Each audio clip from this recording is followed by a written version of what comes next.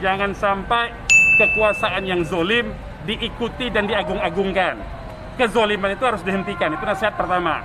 Yang kedua, sudah terbukti di akhir zaman ini, Rasulullah SAW itu sudah memberi kabar bahwa akan ada penguasa-penguasa zolim atau orang-orang yang disebut ruwaibido. Ruwaibido itu adalah orang-orang bodoh tapi mengurus urusan umum. Itu kita ingatkan. Kenapa kita ingatkan? Karena supaya masyarakat tidak tertipu. Karena zaman sekarang ini, di akhir zaman ini, orang yang amanah malah ditinggalkan, pengkhianat malah dipercaya. Nah, itu kita mau ingatkan. Itu yang pertama, bagian pertama. Bagian kedua, kita menganggap Pengadilan Negeri Jakarta Timur itu tidak berwenang karena peristiwanya terjadi di Petamburan dan terjadi di Megamendung, bukan di Jakarta Timur. Itu yang kedua. Yang ketiga, pasal 160 itu merupakan pasal tempelan. Tidak bisa pasal itu diterapkan kepada pelanggaran prokes.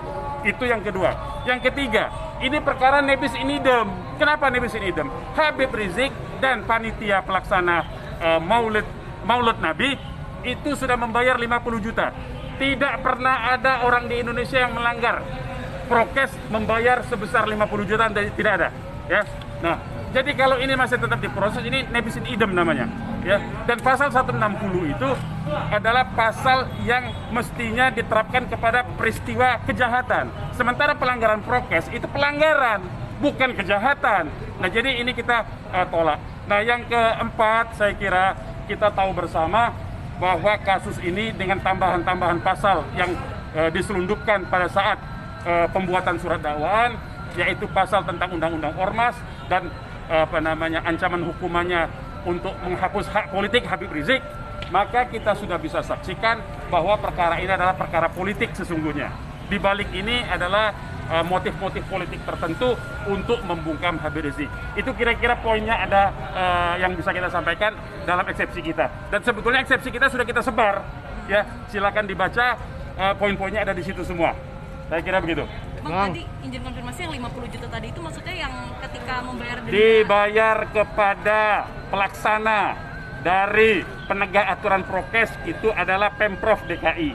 Sudah dibayarkan di situ. Dendanya gitu ya, Bang? Dendanya itu. Jadi struktur perundang-undangan itu, ya, undang-undang tentang kekarantinaan itu membutuhkan aturan pelaksana.